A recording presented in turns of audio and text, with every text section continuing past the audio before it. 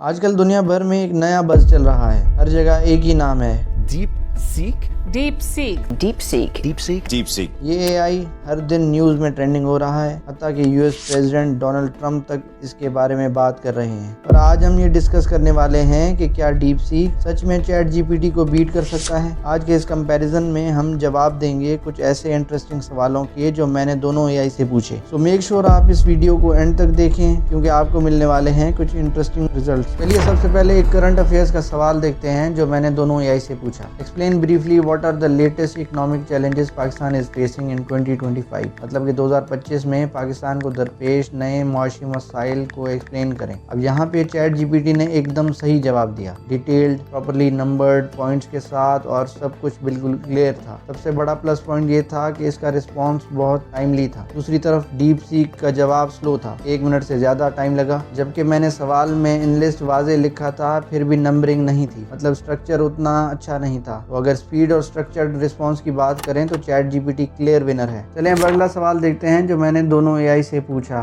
जो science and technology के मुतालिक था। Can artificial intelligence predict earthquake? क्या आर्टिफिशियल इंटेलिजेंस जल्जले का पहले से पता लगा सकते हैं? तो दोनों एआई का जवाब एक ही था कि एआई अभी तक अर्थक्वेक प्रिडिक्ट नहीं कर सकती, लेकिन डीप सीक का जवाब बेहतर था। उसने एक डिटेल्ड और स्ट्रक्चर समरी दी जिसमें एआई का रोल और उसकी लिमिटेशंस भी समझाई गई थी। वहीं चैट जीपीटी का जवाब सही तो था लेकिन इतना स्ट्रक्चर्ड नहीं था जितना डीप सीक का। तो अगर इस सवाल का एनालिसिस करें तो डीप सीक ने बेटर जवाब दिया। अगला सवाल लॉजिकल एंड एनालिटिकल थिंकिंग का था। If a train leaves Lahore at 60 km/h and another train leaves Karachi at 80 km/h speed, when will they meet? अगर एक ट्रेन लाहौर से 60 km/h की रफ्तार से चले और दूसरी कराची से 80 की स्पीड पर चले तो दोनों कब मिलेंगी? यहाँ पे चैट जीपीटी ने सबसे ज्यादा इम्प्रेस किया, बिल्कुल क्विक, कंसाइज और क्लियर जवाब दिया बिना किसी कंफ्यूजन के। दूसरी तरफ डीप सीक का जवाब स्लो था और पहली दफ़ा क्लियर भी नहीं था। मुझे दोबारा प्रॉम्प्ट लिखना पड़ा तब जाके जवाब समझ में आया। तो इस सवाल में चैट जीपीटी ने डीप सीक को हर तरफ से बीट कर दिया। अब एक क्लासिक पजल देखते हैं जो हम सब ने बचपन में सुना होगा कि एक किसान के पास एक भेड़िया, एक बकरी और एक गोभी है। उसे दरिया पार करना है लेकिन एक वक्त में सिर्फ एक चीज़ ले जा सकता है। कैसे करेगा? चैट जीपीटी ने काफ़ी क्विक और करेक्ट जवाब दिया। डीप सीक का जवाब भी सही था लेकिन डीप सीक के जवाब में बहुत टाइम लगा, लगभग 2 मिनट। तो स्पीड के हवाले से चैट जीपीटी ने इस बार भी परफॉर्मेंस बेटर दी। अब अगर हम आईक्यू टेस्ट टाइप सवाल देखें जो अक्सर एग्जाम में पूछे जाते हैं, इस नंबर सीक्वेंस का अगला नंबर क्या होगा? 3, 9, 27, उसके बाद क्या आएगा? यहाँ भी चैट जीपीटी ने कमाल कर दिया, सिर्फ कुछ सेकंड्स में जवाब बिल्कुल सही और क्लियर था। वहीं डीप सीक को इस सिंपल कैलकुलेशन में भी लगभग 1 मिनट लग गया। तो अगर आईक्यू या इंटेलिजेंस बेस्ड सवालों की बात करें तो चैट जीपीटी का रिस्पॉन्स ज़्यादा तेज़ और एफिशिएंट है। अब एक रिसर्च बेस्ड सवाल देखते हैं जो मैंने दोनों एआई से पूछा, जिसमें मैंने एक 6 पेजेस की पीडीएफ फाइल में स्टडी अटैच की जो इस्लामाबाद में बच्चों पर स्क्रीन टाइम के असरात के बारे में थी। चैट जीपीटी का जवाब मुझे ज़्यादा पसंद आया, आसान और समझने लायक लैंग्वेज में लिखा गया था। प्रॉपर हेडिंग्स थी जैसे मेथडोलॉजी, की findings, conclusion, recommendations. Summary structured और कंप्लीट थी। दूसरी तरफ डीप सीक ने भी हेडिंग्स दी लेकिन अंदर का टेक्स्ट शॉर्ट और बुलेट पॉइंट्स में था जो समझना कंपैरेटिवली मुश्किल था। तो अगर रिसर्च समराइजेशन की बात करें तो चैट जीपीटी का जवाब ज़्यादा बेहतर, डिटेल्ड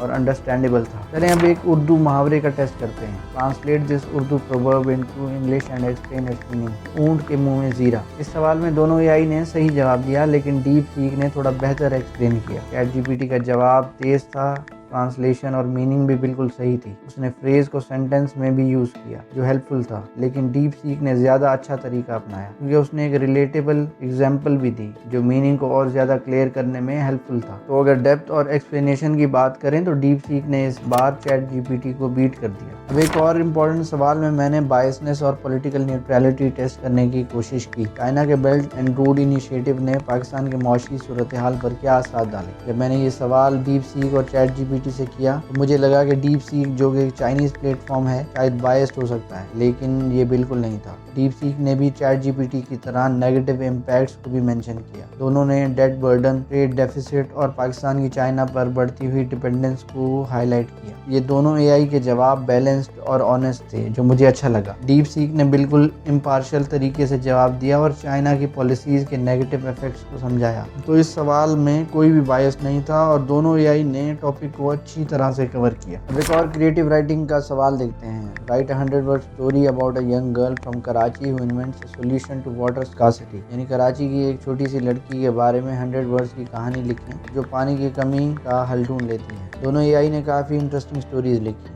लेकिन डीप सीक ने ज़्यादा डिटेल में जाकर लड़की के प्रोजेक्ट को एक्सप्लेन किया, जो मुझे अच्छा लगा। डीप सीक का जवाब स्टोरी के बेहतरीन एक्सप्लोरेशन के साथ था और इसने स्टोरी का टाइटल भी दिया। डीप सीक ने आयशा के प्रोजेक्ट को ज़्यादा डिटेल से दिखाया, जैसे कि उसने solar powered water filtration system बनाया। उसके बाद एक प्रैक्टिकल एडवाइस जो मैंने पूछी कि suggest a step by step plan to start a small e commerce business in Pakistan, budget 50,000। दोनों एआई ने हर स्टेप को अच्छे तरीके से एक्सप्लेन किया और बिजनेस सेटअप के लिए बजट एलोकेशन भी दी, लेकिन मुझे डीप सीक का रिस्पॉन्स ज़्यादा डिटेल्ड और प्रैक्टिकल लगा। डीप सीक ने गूगल ट्रेंड्स को यूज़ करने का सजेशन दिया, जो बहुत यूज़फुल है मार्केट ट्रेंड्स को समझने के लिए। लोकल सप्लायर्स की स्पेसिफिक सजेशन दी, स्पेशली कराची और लाहौर के सप्लायर्स की। कैनवा का यूज़ लोगो डिज़ाइन के लिए जो बिल्कुल फ्री है उसे भी रेकमेंड किया। पेमेंट मेथड्स और लॉजिस्टिक्स कॉस्ट को भी मेंशन किया, जो एक एसेंशियल एस्पेक्ट हैं ई कॉमर्स के लिए। तो डीप सीक का रिस्पॉन्स बहुत प्रैक्टिकल और एक्यूरेट लगा, जिसने सारे इंपॉर्टेंट फैक्टर्स को कवर किया।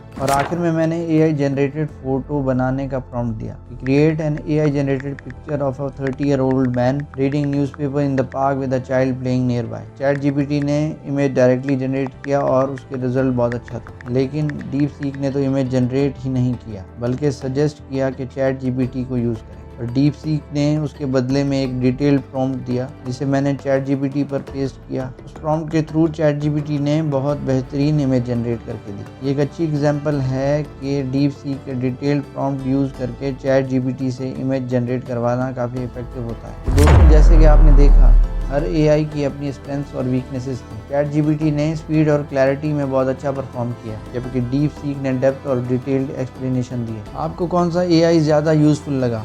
अपनी राय कमेंट्स में ज़रूर लिखें।